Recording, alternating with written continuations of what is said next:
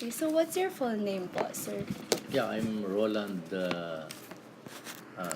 G. Simbulan, Oh, okay. and I'm currently a professor at the University of the Philippines. What do you teach po? Well, I teach courses on Philippine-U.S. Relations. Also, I teach courses on development theory, and also on public management. Where were you born po? Well, although both my parents are from Pampanga, but I was born here in Manila. Yeah, I was born here because they lived here also in Manila. Okay. Where was your newspaper's editorial office, or what was your school publication with? Well, during martial law, During martial law. kasi upon the declaration of martial law, all campus newspapers were closed down. No? All, not just in UP. No, they were closed down and banned from publication. But around 1974, because of the demand by students and as well as professors at UP that the students be allowed to to manage and come out with their publication, no? Especially the Philippine Collegian, no? Because that's the official student paper of the University of the Philippines. No? It's which is managed and run and written by students. No? So in 74, about 2 years after martial law, the UP administration, which was then headed by OD Corp, Dr. Onofre D. Corpus, allowed the collegian to be revived. No? So I was then the well actually 74 ang revival, pero 75 that's when I became the associate editor of the Philippine Collegian. So by 1975, I was the associate editor of the Philippine Collegian. Do you remember po any names of the publishers and editors who you worked with po at that Yes, time? definitely. They were because some of them were my classmates and friends. No, our editor in chief was Abraham. We called him Dito, D-I-T-T, double T-O. That's his nickname. Sarmiento. Abraham Sarmiento Jr. No, siguro staff all in all about 12 all in all, including the editor in chief and news, because we had news writers, news in the news section. There were many of them, and then features writers, would write essays, regularly. Yeah. Okay. During that time, what were your beats of assignment? Well, the bits of assignment normally of a campus newspaper like the Philippine Collegian are, of course, the emphasis is on student issues. So in Collegian, we wanted to make a difference because although we had at that time a circulation of 16,000 per issue weekly, because we were coming out, because this was for the whole university, So the Collegian was circulated not just in Diliman but also in the UP Manila campus, in Los Baños, and UP Baguio. We did not know if we would still be around the next week kasi weekly yung Collegian, no? Every week is So every issue, yeah, but we felt that we had to come out with it because what's the point? How long have you been writing for the paper when martial law happened po? Well, actually, I only joined it when it was revived, 74. Kasi when martial law was declared, 72 September, no? Uh, I was actually a freshman at that time, no? When martial law was declared, no? So, inabutan ko nawala yung paper, no? It was only revived 74, so I was in my upper years, no? Internship.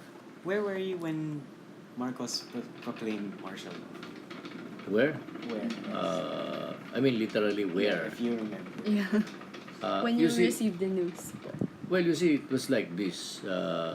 Martial law was officially declared on television evening of the evening of September 23. No?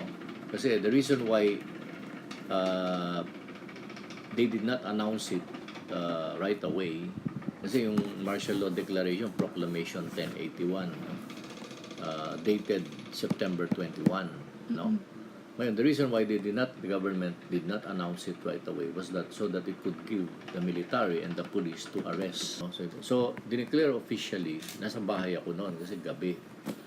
So I just come from class, no, then. Kasi I was a freshman student. So yun, nakwento mo na experiences mo. Did you try to censor in order to avoid getting in trouble or no naman? You Well, exposed everything. Parang yung walang kasi we felt that we should not be censoring ourselves, otherwise martial law would have succeeded in silencing us. No, kasi if we censored ourselves to the extent of behaving and doing what newspapers did, no, outside, no, which became submissive, no, then ignoring what was really happening, then what's the difference, no? We might as well not come out with the collegian. Yeah. So basta ang ano namin, yung normal how we would have come out with a newspaper that was as objective as possible and trying to just report the news, Yeah. no? Whatever was Report really the out news. there. Did you have any biases when writing?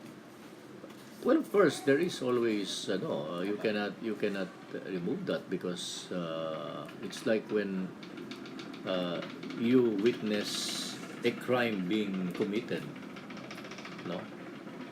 Diba? Of course you will not be biased in favor of the criminal, diba? If you see a crime, your bias will be sympathetic to the victim, diba? So you had to. It was like a goal of yours to expose Ferdinand Marcos himself. Well, to just nothing personal about it. It so happened that he was the dictator, he was the president. No? And that was his It's way. not because we wanted to bring him down, because this is what he inflicted on the Filipino nation. What was the most memorable experience you had back then? Yung pinaka-memorable po na you can't forget po talaga. Well, ang memorable experience ko, I think, was when, of course, traumatic din, no? Was when I was arrested. They brought me to a safe house kasi they used both physical and mental torture on me. Like, alam mo yung Russian roulette? Yung revolver, sa harap mo lalagyan ng bala, tapos ikot na gano'n, tapos they will make you hold it with their hand there, no? Tapos gano'n, gaganon, no? Yung ano nila talaga. Now we move forward in present times. What can you say about the burial, surprise burial, quote unquote, of Ferdinand Marcos? Well, I think it's an attempt by the Marcoses and by those who made it happen to revise history. You know, it's a futile attempt, of course, no, to revise history. So last question na po, sir. How do you think the youth should react to this? Well, I think the youth first should, before you react or do any action or reaction, you should first understand really what happened, no? And talagang seek the truth. Yun lang, kasi, of course, ngayon, meron bagong, ngayon, word in the ano bang dictionary yun? Oxford yata yung dictionary, which because of social media, uh, it's an attempt to distort what happened, yung post-truth, ang tawag nila. I've heard of that. It's a new vocabulary term, but because of social media, where you can create or recreate, no, truth, or and spread disinformation. I think before any action or reaction by the youth, importante maintindihan talaga what really happened and